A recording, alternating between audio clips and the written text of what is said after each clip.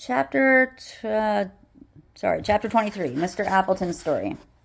Nico and Josie discussed what to do with the little kids while we all met with the grown-ups. I don't want to miss out on the meeting, she said firmly. I understand that, but I don't think Sahalia will watch them either. Sahalia was skulking against the wall, eyeing Braden with venom. Nico looked over to me. No way, I said. Well, somebody's got to keep them away. I have an idea, I said. I walked over to the kids. Okay, you guys, I have a problem and I need your help. Me and the big kids and the men need to have a meeting, but Luna really, really needs a bath. Do any of you know how to give a dog a bath? Caroline's and Henry's hands shot up like arrows. Oh, oh, oh, they chorused. I do too, yelled Chloe. My Nana has a Bernese Mountain Dog and I wash him all by myself. Great, I said. We have 3 experts. You guys need to get all the supplies and bring them all here. Then wash the dog, then dry her, then comb her hair. Then we'll make her a bed and give her some food, Max shouted. Then we'll sing her to sleep, Caroline added. Josie watched me, nodding her head. Nice one, Dean, she said. I'm impressed. Let's start our meeting now, Nico said to the men. So Mr. Appleton and Robbie held court in the living room. Robbie groaned as he lowered himself down onto one of the futon couches and patted his belly. I feel so happy now, he said, smiling at all of us. I thank God he brought us to this place. Mr. Appleton chose a straight-backed desk chair. He put his bad foot up on an end table. I tried to ignore the smell. What would you like to know? He asked. Maybe you could just start at the beginning and go from there, Nico said. We've been here since the hailstorm, so any information you can give us about what has happened outside would be good. Fine. He took a moment and began. The hailstorm caused a significant disruption for everyone, as you can imagine. There was panic when the network went down, as no one could reach 911. However, it was the news of the disaster on the East Coast that created what I would consider to be a chaotic environment. Many people gathered at the VFW to watch the news coverage, such as it was, on an old television set. It was a time of mourning, and there was a sense of camaraderie that was admirable. I am proud to say there was no rioting or looting at any of the stores in town. At the stores whose riot gates had not deployed, people stood quietly in lines and purchased only necessities. From what I understand, people in Colorado Springs were not as well behaved. I set out for the hardware store first thing the next morning. My Land Cruiser was garaged, so it was undamaged by the hail, which is more than I can say for most of the cars in town. I was surprised to find the store was closed. There were some employees gathered in front of the store who weren't sure if the store would be opening or not. There was a spirit of confusion and discouragement among the employees and the few customers who had arrived. Then the earthquake hit. People fell and were hit with some debris. A part of the roof of the store collapsed and the windows shattered. There were some minor injuries among those of us gathered around the store. There was discussion among those of us uninjured about how to best care for those who had been injured. I am fully trained in first aid, so for about an hour I issued directions and tried to oversee the care of the injured. I went into the store and found a basic first aid kit. I decided we should move the injured away from the store in case further aftershocks brought more of the building down. It was at that moment that I detected the change in the color of the air. I saw a black plume rising in the sky toward Colorado Springs. In a matter of minutes, the people around me started acting in ways that were beyond my comprehension.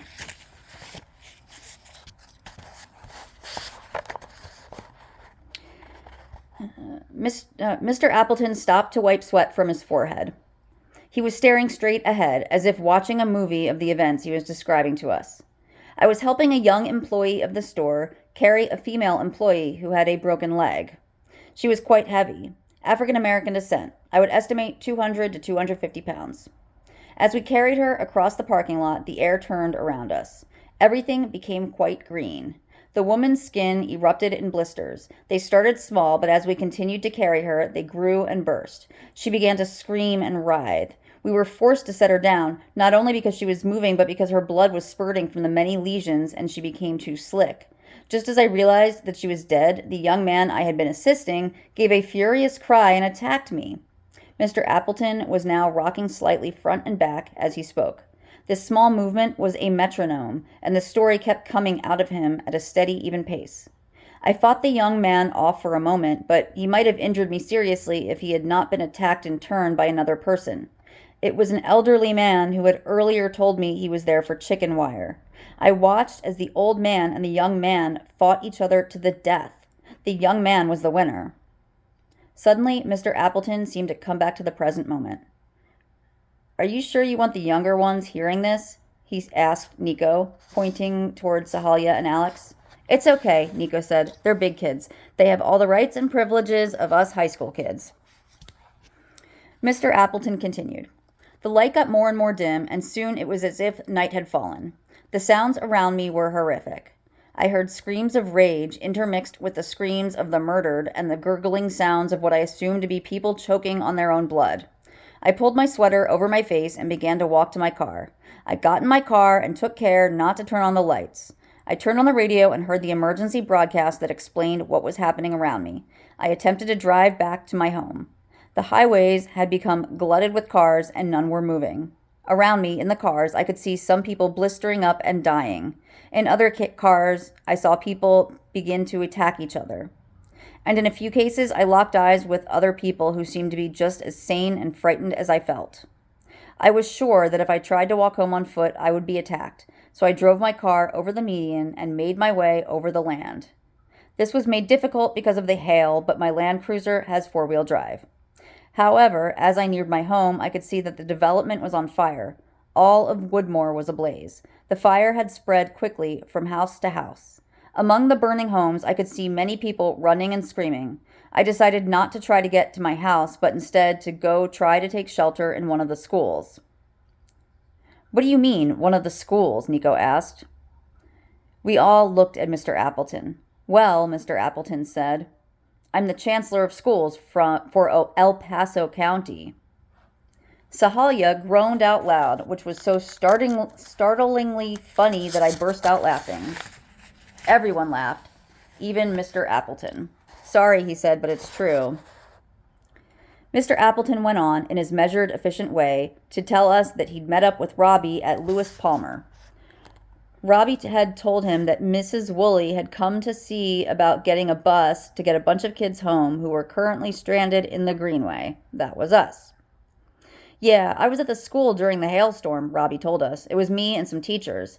They left after the storm, but I stayed.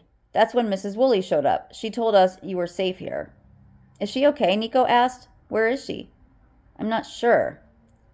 "What do you mean?" Josie asked. Robbie looked flustered. "We were trying to calm people down because some parents were coming looking for their kids." "What parents?" Alex interrupted. "Did Mrs. Woolley tell them we're here? Do you know the names of the parents?" "Well, no, not really, because, well, there were a group of us there," Mr. Appleton took over. "We gathered together, sharing the resources and information. We were trying to create a secure, uncontaminated area that everyone could bring their families to, but we were attacked." "By who?" Jake asked. "By people with O-type blood," Nico said softly. Mr. Appleton nodded. "They were all killed." This landed like a punch to the stomach. "Mrs. Woolley?" asked Nico. "I'm not sure," Mr. Appleton answered. "It was very chaotic." "I think she got free," Robbie said. "But if she got free, she would have come for us," Alex said. "So what's it like out there now?" Nico interrupted. All of us fell silent to listen. Mr. Appleton took a drink off his water bottle. He looked greenish and not at all well. "It's dangerous," Mr. Appleton said. "Most people are staying inside. Those who have no water are out trying to find it. The O-affected are out and raving mad. They lie in wait and attack foragers." "There's some cadets from the academy that have made, like, a gang," Robbie added. "They have been attacking people's houses if they think people are inside with food and water." "All in all," Mr. Appleton said, "you are the luckiest children in Monument, Colorado. Very lucky to be holed up here with enough food and water to last you for months." "Years," Alex said. "We've been looking at the inventory. I think we could stay here for up to 20 to 24 months, given the supplies we have." Fresh oxygen and power are bigger issues than food and water for us. Mr. Appleton rubbed his hand over his forehead. He was sweating. Nico, he said, can you show me to the latrines? I think I ate too quickly. Nico stood and offered Mr. Appleton his arm. He led him toward the dump. You guys, get some beds set up, Nico directed. Yes, sir, Nico, sir, Braden snapped. Robbie smiled at Braden. He's pretty serious, huh? Robbie asked quietly. He's our very own dictator, Braden answered. That's not fair, Josie protested. Come on, I said to Alex, let's set up the beds.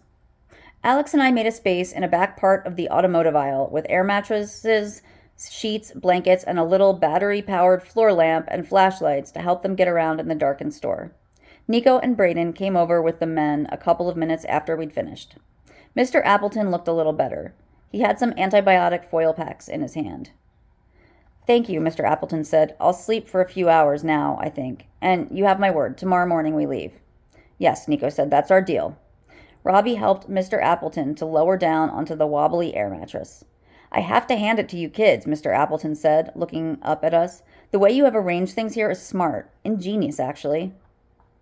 How did this make us feel? It was dark, and the only light came from the one table lamp, so I couldn't see the other kids' reactions. But I thought I saw Nico cross his arms. He really didn't like these men.